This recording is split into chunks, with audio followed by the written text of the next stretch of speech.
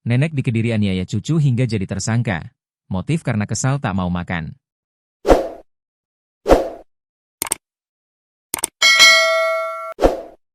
Kasus tewasnya balita berinisial NIZ atau Muhammad Al-Fahriza Muhtar, 3, warga Kelurahan Ronggo, Kota Kediri, Jawa Timur, akhirnya menemui titik terang.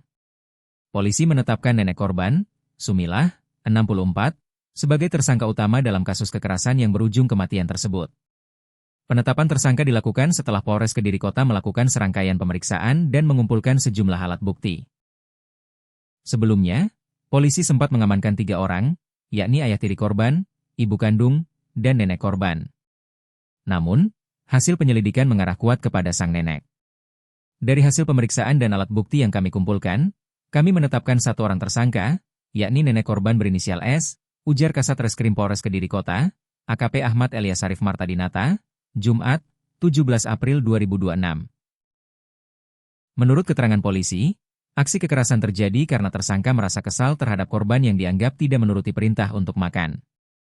Emosi tersebut kemudian memicu tindakan pemukulan yang berujung fatal. Tersangka mengaku kesal karena korban tidak menuruti perintah.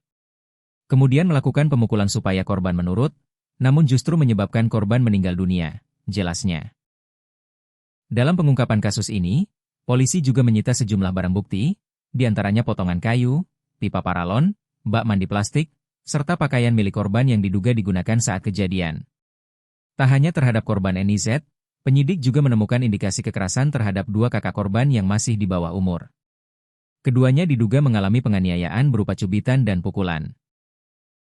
Masih kami dalami lebih lanjut terkait dugaan kekerasan terhadap 2 saudara korban lainnya, tambah Eliasarif.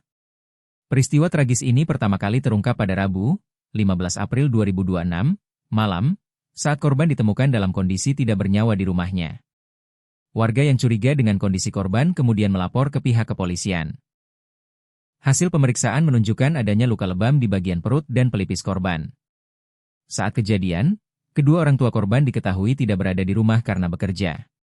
Korban sempat dibawa ke RS Bayangkara Kediri untuk dilakukan autopsi sebelum akhirnya dimakamkan pada Kamis, 16 April 2026, di tempat pemakaman umum dekat rumahnya.